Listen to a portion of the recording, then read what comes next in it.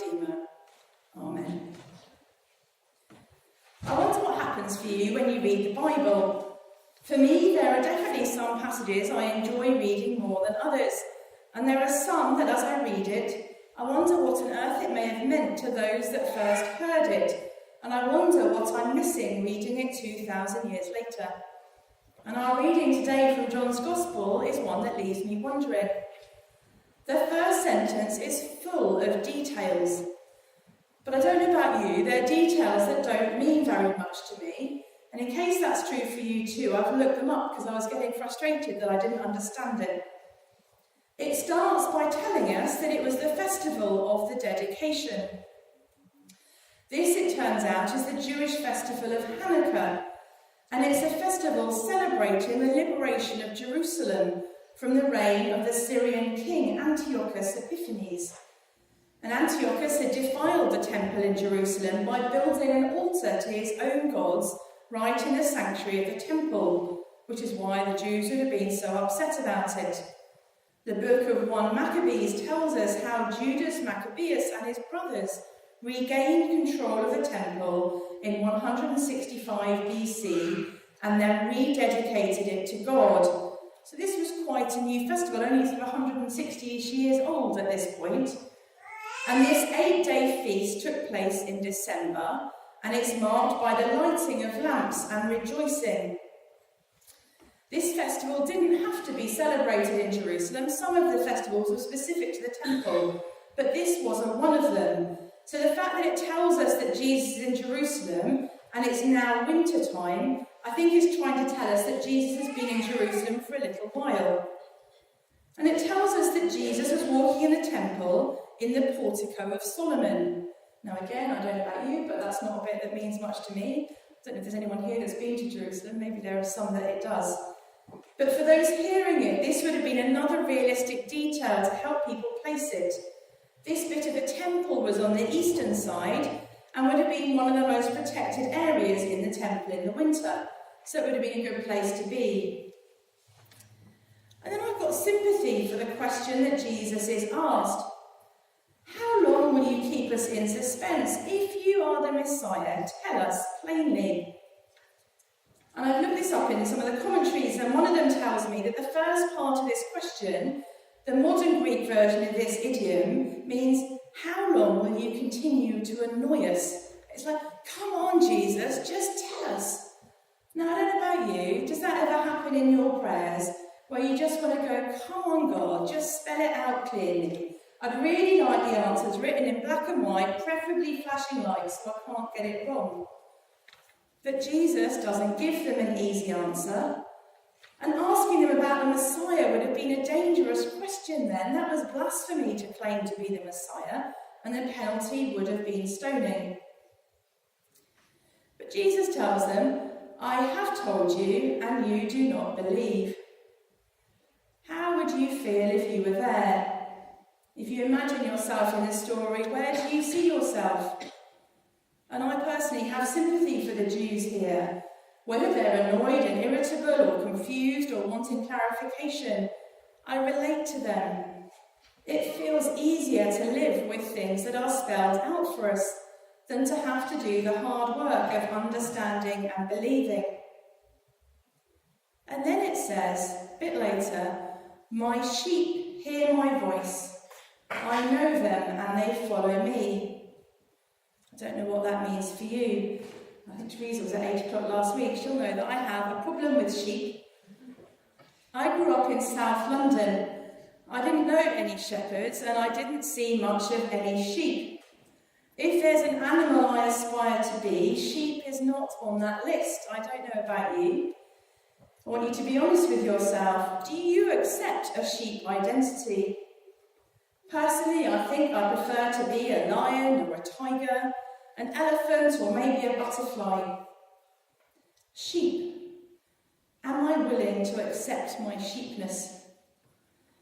Recently, I was reading a great book by Nadia Bolz-Weber. She's a fabulous Lutheran pastor in the US. And I felt in good company when she described her aversion and unfamiliarity with the themes of sheep and shepherds too. So I have to say, I'm going to be naughty now. I'm going to share with you her words from a sermon that she preached about sheep, and she calls it The Truth About Sheep. The truth about sheep is that we can have terrible hearing. We are the sheep who can't hear the shepherd because her voice is drowned out by the clamour of our self-critique. I wish I were taller, I wish I were shorter, I wish my wool as white and hers or as curly as his. We are the sheep who deplore our sheepness. It's not just me. And so we search for our belonging in things that don't really matter. We are also sometimes the sheep who filter out all the good messages about ourselves and our place in the flock, and choose instead to only hear confirmation that other sheep get more attention and that everyone else is having more fun and how we don't really belong at all. But sometimes we can shine as sheep. We are the sheep who do unbelievably tender and perfectly sheeply things for our fellow flockmates. We show them where the best grass is, we nudge them with our noses, helping them stand back up when they fall. We know when to stop baaing so that we can hear the shepherd call us. We are the sheep who love and listen to the good shepherd and are so often our very best selves. We are all of these sheep, we are, and it's okay. Because while I wish Jesus had said, I am the good friend, or the good therapist, or the good coach, because I would rather think of myself as a friend or a client or an athlete, there is nothing wrong with the fact that I am a sheep of God's keeping, and that you are a sheep of God's keeping. For it is the truth. The truth is that we are petty and deceitful, and heroic and small, and filled with grace. There is nothing wrong with any of it, dear fellow sheep, because it is the truth. It's the truth about sheep and why we should fear the truth if it is the thing that Jesus said would set us free. Because no amount of this rebellion and smallness and bigness and self-sorrow can ever change our belongingness to our shepherd. None of it. And none of the ways we seek belongingness to lesser shepherds and wolves can ever change our true belongingness to the Good Shepherd. Because in reality, when we wander off and try and get our needs met through all the wrong ways and allow others to be our shepherd, and when we are dumb and let the wolves in, and when we do all the other things sheep just do, well, it doesn't mean we are not worthy to have a good shepherd. It just makes it all that much better news that we have a good shepherd. So yes, like it or not, we are all, at some time or another, these kinds of sheep. Because these kinds of sheep are all there is. The needy, the proud, the distant, the rebellious, the kind, the vain, the glorious kinds of sheep are the ones who belong to the shepherd. And the shepherd loves this mess of sheep. The shepherd lays down his life for just these kinds of sheep, which means that the shepherd's care and unfolding love is not contingent on the sheep being the right kind of sheep. The sheep need not believe in the shepherd, nor must we be sure what any of this means in order for the shepherd to call us his own. Because here's the truth about the shepherd. The shepherd never mentions the type of quality of sheep he demands.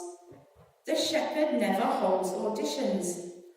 The shepherd never bases their protection and love and concern for their sheep on how the sheep look or feel or behave. That's never mentioned as a basis for belonging to the flock of the Good Shepherd. Those are just things we created as a basis for belonging, because grace is just too offensive. Grace is just too hard to take, since on some level we think that if it's free, it must be worthless. So we've made the church into the High Commission on sheep behaviour and worthiness systems. But the truth about the shepherd is that despite all of this, they call us by name. We know the voice.